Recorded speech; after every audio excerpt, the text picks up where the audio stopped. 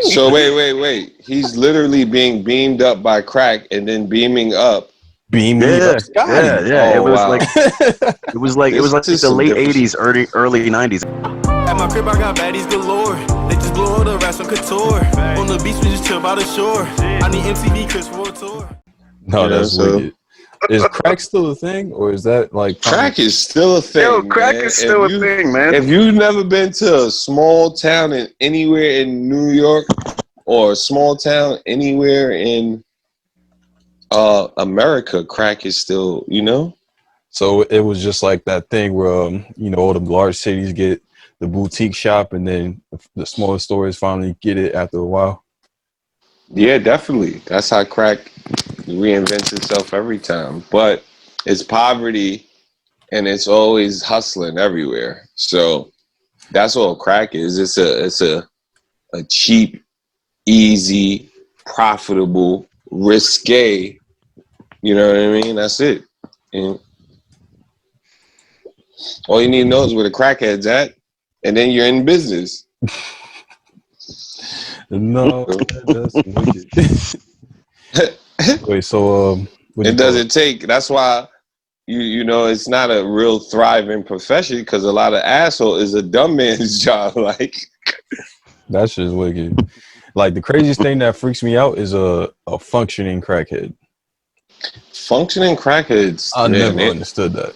they're a Yo, great species. they exist. Did you guys read the story of the black man? He worked for NASA to be an astronaut, and he was talking about how he smokes like $350 of crack a week, and still goes to Goes to NASA. Works NASA. for that really nigga really trying to reach He's- the moon. So wait. He's literally being beamed up by crack and then beaming up. Beam me up, yeah, Scotty. yeah. It Oh was like wow, it was this like is the some late different shit. '80s, early '90s. It was a different interview. It was crazy. He was like, "Yeah, And you I know, get off crack of was work and at go." it. It was real in the '80s and '90s. That shit is real. Was real. So he was Jeez, really, man. he was really Yeah, cracked up. it's one of the craziest interviews I've ever seen in my life. $350 worth of crack back then. That shit was a lot of crack too. It was a lot of crack. Yeah, A lot because of crack. crack was like $2 or $3 back then. That nigga had a mountain of crack. He had the Tyrone Biggums rock like this. Yeah, Oh my god, what are we gonna do with this? yeah, it was crazy, Oh, insane that's stuff. Fuck up. crazy. If he knew the right place to go, he would have been like cracked out for it. He would have probably stayed on the moon. That's where I thought like the only drug that was honestly best to do besides weed, was coke. At least like it seems cooler than like the rest of them, honestly. Drugs ain't cool at all. Drugs ain't cool at No, all, but not at But let all. me tell Not at you, if you were on drugs, if you had a choice and it couldn't be weed, I would assume that's the next best thing besides everything else, honestly. let me tell you about drugs. I can tell you about drugs. I'm from Harlem. I think I have the qualifications to tell people about drugs. Go figure. So drugs is more of a generational thing. Each generation, a different drug appeals to each generation, and each generation, the government tries a scheme to deploy the people of the drug. They use it. It's a gift and a curse. So, like hypothetically speaking, with Woodstock in the '70s and the hippies, they had weed. Nobody really know what weed was. They tried to blame it on black people and said, yeah, the black people are smoking the marijuana. They're gonna rape and kill the white women, and they made it a whole big thing. And that's how weed got so many strict laws on. You know what I mean? But then they let a bunch of motherfuckers in the '70s after that go to Vietnam War, and then all the hippies were against the Vietnam War. So now you got motherfuckers that went to the Vietnam War, and guess what happened to them? They got strung out on heroin. Yeah, dope. You know what I mean? And they were all into that, and they brought that shit back to where? Because a lot. Did you watch that movie, The Five Bloods? Shout out to Spike Lee, loved it. Yeah, this is a real story. You can watch movies, and they tell you the history. You can watch American Gangster, Frank Lucas' story. He had drugs coming straight from the war into Harlem. My grandma from Harlem. You do the math. You know what I mean? This is real life shit, bro. It's generational thing. So that was the '70s. But then the drug had changed. It became coke because Boogie Nights came out and the disco came out. You know what I mean? Mm-hmm. And when the disco came out, coke just became a thing because it spread from California and Florida. It went up and then it went over. Like that shit did like a comb of the country. Like it went boom. And what happened I don't know if you watched the other thing. They've been giving us so much drug history on TV within the last like 5 seasons of TV. Like, what was the other thing they had on that I was so into it? Damn. The African guy, it was on FX. It's the Highway Ricky Ross story.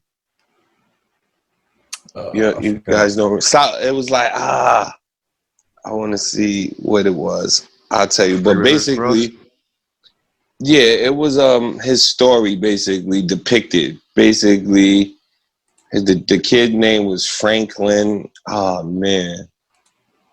Talking about Snowfall? Snowfall, yes.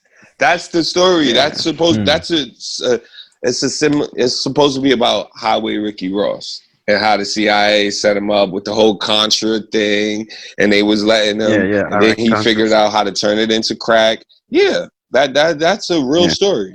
That's some real stuff that happened. And John, I remember the Iran Contra affair thing. That's like a lot of people don't know there was an entire commission on that shit, and a lot of people were found guilty. Ooh. You know, and Oliver North didn't take the chance to snitch when he should have, honestly.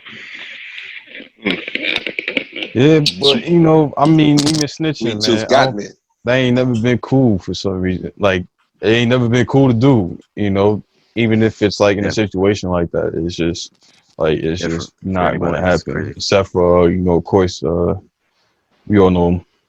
I ain't even gonna say his name. Ah, man, you gonna take this time to shit on him now? Damn. I'm just saying, like, I ain't gonna say his name. I ain't say his name. I mean, we know who it is. It's respected in some places, and it's not. It shouldn't be because of the way it happened. But yeah, it's a dub. Really. Shoot. Really. Snitching is bad. Yeah, I mean, it's wicked. Especially, what was he doing? He was talking about. Like, I think he dissed Nipsey or some shit like that. Or like he came to the West Coast about Nip's mural or something. And then like everybody checked him on it. Yeah, I don't want to know. I don't want to know any more than you just told me. Shout out to the Blue Cup. Happy birthday, Nip. Oh, dude. Word up. How y'all feel about this little dude? He goes to LA and goes to Nipsey Hussle. Did y'all not see that?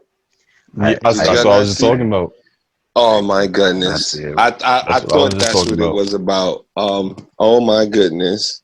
Wicked. And did you see the response from my man, the General My Song? My Song's a general where I come from, and it's because we know he put that work in, and it's just real. So that kid, that's a kid, man. I don't even mention his tag name because that's a kid, man. That's a kid. I didn't see no remorse. I didn't see no empathy. He needs a lot of help for sure. That's given. And they're playing with a lot of fire, man. A lot of fire. So that's it, and that's what we're gonna let's just spend that. But shout out to Nipsey Hussle.